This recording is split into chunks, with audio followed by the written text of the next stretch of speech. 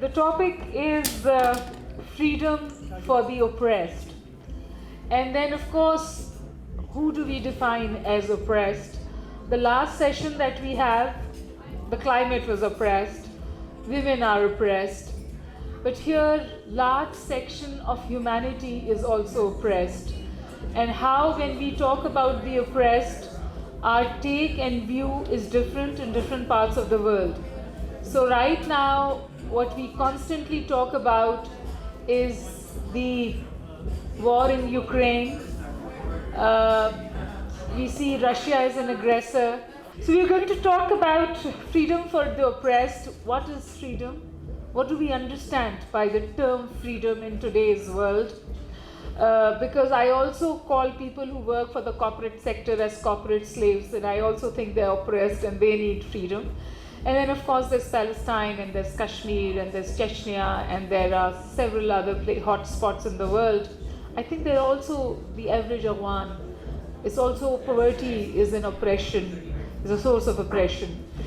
So we have a very interesting panel here today who's going to give their input on this topic.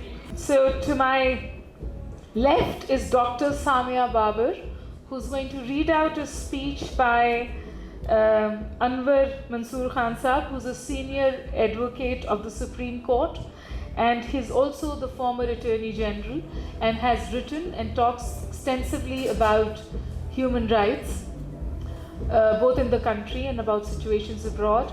He was supposed to join us today for this session.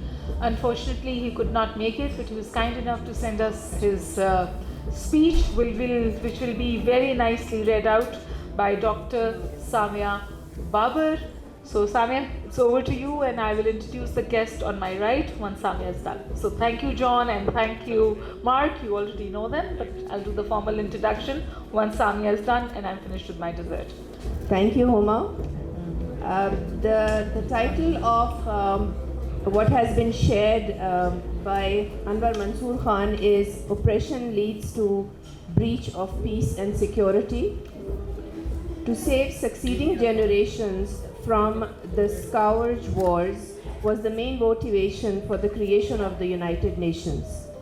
In the recent past, we see one of the permanent members having veto power in aggression against Ukraine. The war of Yemen, where Saudi Arabia, with the blessing of the powerful, continue to cause misery and destruction there. The members of the United Nations have subscribed to such wars.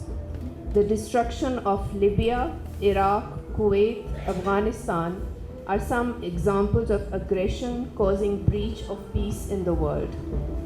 One of the first such disputes after the Second World War was Kashmir Dispute, where the United Nations Security Council intervened in their 287th meeting, passed Resolution 47 of 1948, which ruled that the people settled in Jammu and Kashmir shall have the right to decide their own fate through a plebiscite. The responsibility was given to India to cause the plebiscite to be conducted under the supervision of a nominee of the Secretary General of the UN for the conducting of with full authority.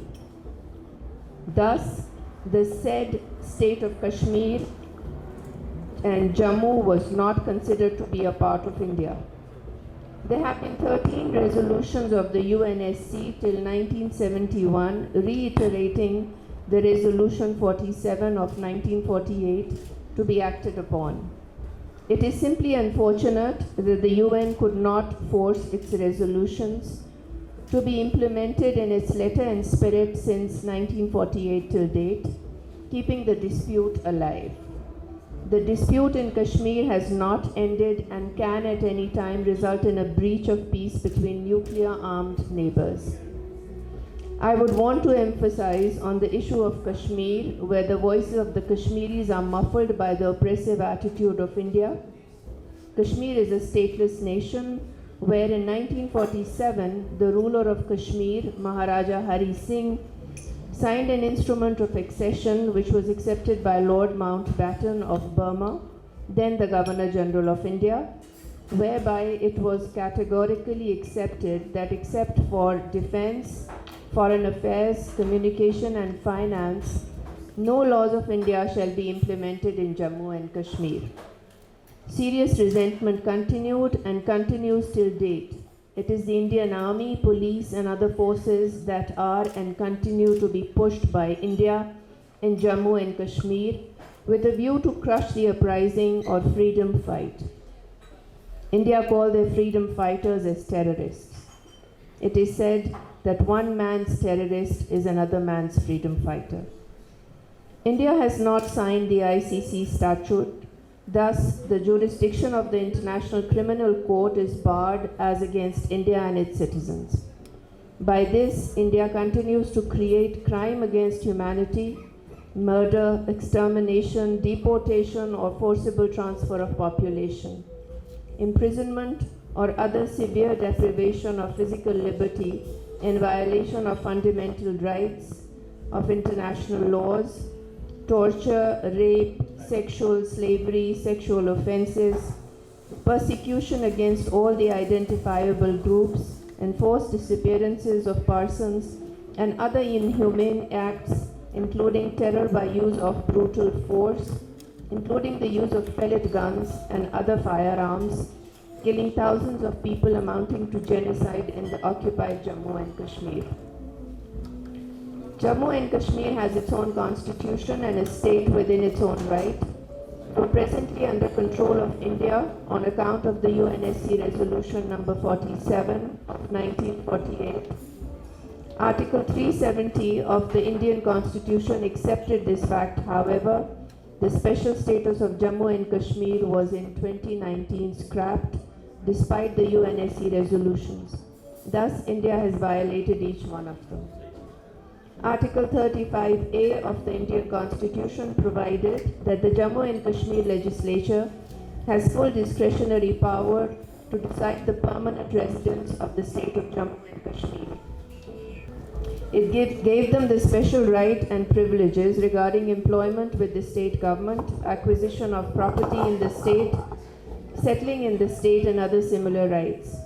The provision has now been taken away. The question thus is as to why the United Nations keeps quiet, especially when the Charter of the UN in Chapter 7 clearly provides for action with respect to threat to the peace, breaches of peace, and acts of aggression. From the above, it is apparent and clear that the special status of Kashmir, being a state itself under its own constitution, was taken away by force and coercion, annexed by India unlawfully, by aggression, causing its armed forces and paramilitary to take over the same despite serious riots against the unlawful annexation. It is also unfortunate that India has closed the entire state of Jammu and Kashmir, made a de facto prison violating the Geneva Convention, which relates to the treatment of protected persons being the Kashmiris. The Indians openly claim aggression against Pakistan, have violated the Pakistan airspace. Peace has continued and can further be breached, and that is the main issue. It is mandated upon India under the Geneva Convention to protect the said protected persons, which is being violated by India. UNHCR has been stopped from entering the area. Phones have been restricted. Media and press are not allowed. But the world and the UNSC keeps quiet over all their violations. It is the duty of the members of the United Nations to assume responsibility for the administration of the state of Jammu and Kashmir through the trusteeship provision enshrined in Article 75 to 91 of the UN Charter. The United Nations General Assembly Resolution 3314 has defined the term aggression being the use of armed forces by a state in contravention of the Charter would be an act of aggression. The state of Jammu and Kashmir, being a disputed territory, a state having its own constitution, was annexed by the armed forces of India in contravention of the Charter of the United Nations, Article 5. It also provides that no consideration of whatever nature, whether political, economic, military, or otherwise, may serve as a justification for aggression and no territorial acquisition of special advantage resulting from aggression is or shall be recognized as lawful. Article 7 clearly states and allows the right of self-determination, freedom, and independence, which is contained in UNSC Resolution 47 of 1948. I must say in the end, and with a heavy heart, that it is unfortunate that the United Nations has now become a platform for political maneuvering rather than diplomacy, and having power to cause to implement its resolutions for the purpose of achieving peace. Permanent members of the United Nations need to think over this critical issue and deal with it strictly in accordance with the Charter of United Nations and various resolutions passed by it, such that each resolution is implemented in terms of Chapter 7, especially Articles 39 to 51 in the Charter. In the end, whether these members choose their country's prosperity over the Charter and the very reason for UN's existence poses a great responsibility upon them. Thank you, ladies and gentlemen. That was Mr. Anwar Mansoor's speech for this event, which encapsulates the legal dimension of the entire situation that is there in Kashmir. But in more mundane terms, what is happening in Kashmir, the latest is that Yasin Malik, who was seen as a symbol of freedom for the Kashmiris, as a freedom fighter, he was under protective custody and then in a jail for the longest of time, was put in a death cell, and finally he has been charged, convicted with a terror funding case. His wife Mishal Malik lives in Pakistan. She has a 6-year-old daughter who's only seen her father twice. Mishal has come on the television and said several times that I live the life of a widow, because even when I go back to Kashmir, I'm not allowed to see him, and now he is convicted in the terror funding case. So what you see in Kashmir is state terrorism, which includes genocide as a state policy, rape as a weapon of war, and mass graves a norm. It is Kashmir now which is called the largest prison on the face of earth. When we say it is one of the most militarized regions in the world, it perhaps sounds like a cliched word, but it essentially means the last statistics that were released of the number of armed forces that are there in Kashmir, and since then the numbers have only gone up, which now India has refused to release. The numbers that we have tell us that there was one armed person on 6 Kashmiris. And of course, they've suffered from internet blackouts, their electricities are cut off, their schools are shut down, and so on, and so forth. And all of this is a part of state policy. What has triggered things or have further escalated the whole situation is the abrogation of the constitution done by Modi government. And what is happening now because of that is called demographic terrorism, because they're trying to change the demography. They've changed the protective constitutional status of the valley, and now they're trying to change the demography. The Kashmiris have put up a quiet resistance. And I was listening to a former RAW chief, and in his conversation he said that when this Article 370A was imposed, we thought there was going to be an uprising in Kashmir, a violent uprising in Kashmir, and we waited for that to happen. But then that violent uprising did not happen. And he said that now when we look back and see why it has not happened is, and these are his exact words that I'm quoting, he said the Kashmiris have decided not to die cheap. And they want to carry on with this. And that is why it has been 3 years now, and the resistance in Kashmir is alive. And Arundhati Rai is one of my favorite authors. One of the things that she writes about Kashmir rings with me every time. She says, it's not the Kashmiris who need freedom from India. It's India that needs freedom from Kashmir. And that's how critical the situation is. But at the end of the day, While we talk about Kashmir, new conflicts are unfolding, and the latest is the Russia-Ukraine conflict and the situation that it has created.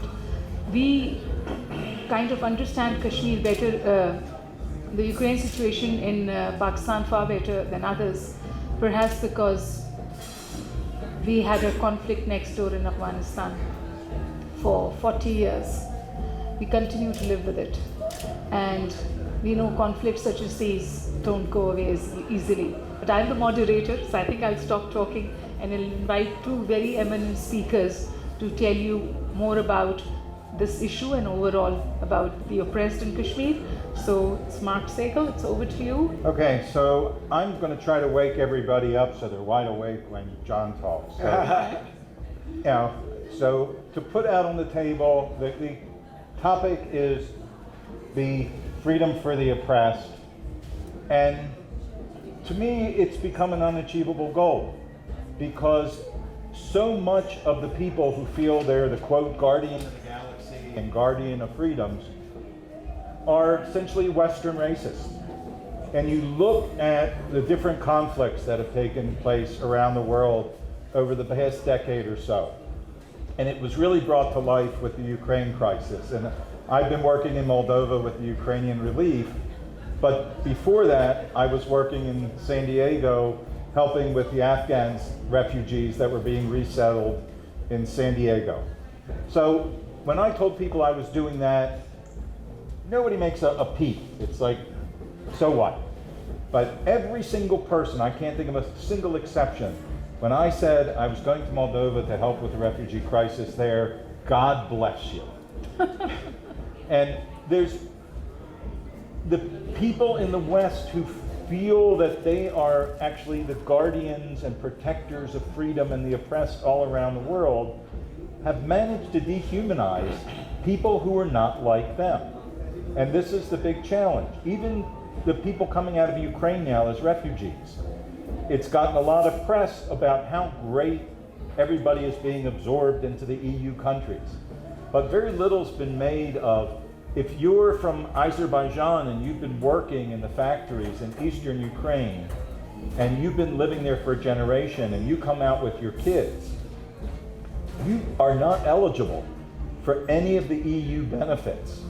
You have to have official Ukrainian citizenship to qualify for the benefits. Same people, same situation, fleeing the war.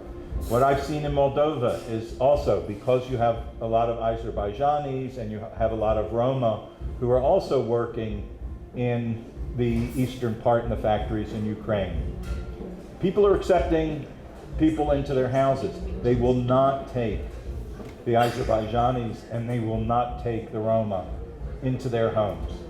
And it's, you know, they're getting credit, and they do deserve credit for the effort they've made in other fields. But the question goes back to, how are you actually going to help the oppressed if so that essentially the people with power in the world have dehumanized them to such an extent that nobody said anything about when Aleppo was obliterated. Nobody said anything about Chechnya. Nobody said anything about Georgia. But as soon as Ukraine started getting obliterated, it's the issue of the day, and they're the oppressed. So in many ways, I'm very pessimistic about people outside of the Western countries being able to address that. And one last comment is that it's not just the people on the right. What amazes me is also there's a level of racist patronizing of the left in the Western countries, where they're not helping the oppressed because what's happening to them is wrong. It's almost like, well, you know, they're little children and we're going to decide what's best for them. And that was illustrated recently as I'm on a committee that's reviewing a standard on security operations and human rights. And they redefine human rights outside of the boundaries of the UN. And when I brought up that you realize most of the changes you're making are in conflict with the Muslim religion. It was all the people on the committee who were the, quote, progressives, looked at me as I'm some right-wing fascist because I'm saying that it's conflicting with those beliefs, and they came back with, no, these are our beliefs, and this is where we've raised the bar to, and everybody needs to live at that level. So somehow, unless you break that cycle, it's very hard to see how anybody is going to show sympathy towards causes outside of essentially people who look like them. And, you know, hopefully there is some way out. I must say, I can't figure out the solution to that one. Okay, thank you, Marc. He did wake us all up, and on a very somber note, because he said that he doesn't see this coming to an end. There is perhaps no freedom for the oppressed in near future or foreseeable future, largely because this world has learned to very comfortably live with selective justice. And what is perhaps right for me is not right for you, and so on and so forth. But I think it's coming back to bite all of us, including the Western world. And they will have to do a rethink. They started to rethink capitalism, so we are thinking about capitalism with a conscience and the new debate on how we should have a greed-free capitalism, so to say. But I think also the norms of justice and human rights and how humans, no matter what the color of their skin is, are still humans. So it's not just that black lives matter or white lives matter, all lives matter. And with that, I am going to request John DeBlasio, who's a diplomacy security expert, to speak on the topic. No, I'll take a different approach to it. I think the the idea of fairness in all things, and the idea of sort of freedom for the oppressed is a bit of one of those ideas that is a goal and is never attainable in its perfect world scenario. And so I think what we should seek to do is impose on ourselves as humans a values-based ideology that accedes that raises the standards for all. And I frankly think we've done a great job of that over the past 30, 40 years. And I walked down the street to the old Russia House, which is now the Russian War Crimes House, and they've already had their first war crime tribunal in a Ukrainian court, of course. And the idea of the prosecution of war and the laws of war have evolved over time, and it's impressive to watch how much humanity has evolved.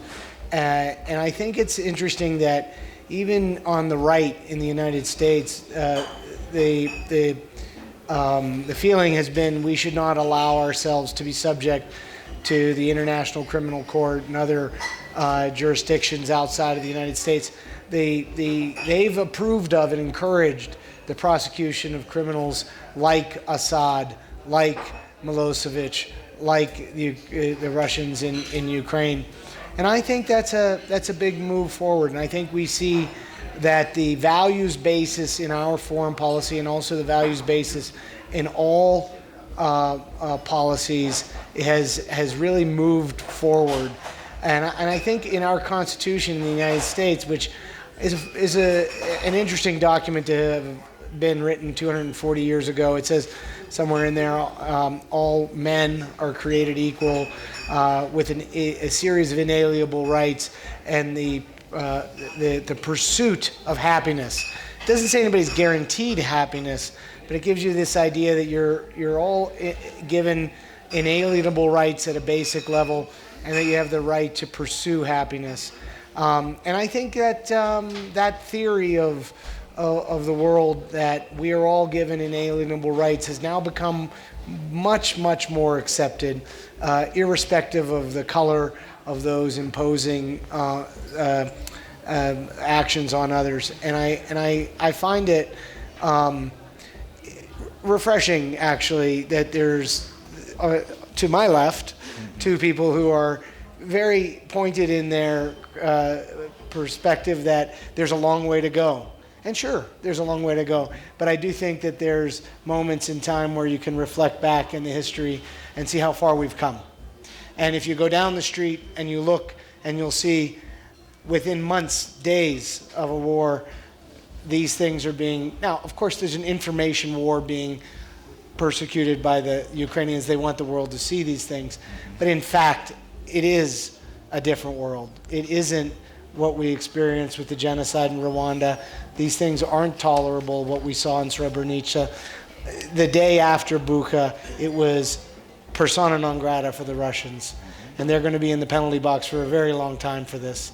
And I think it comes about that they've disregarded those inalienable rights to the citizens of humanity, and that's just not something that humans will tolerate any longer. Thank you so much, John. So he's right, it's a different world, but I wonder if it's a better world, or we just have new war fronts.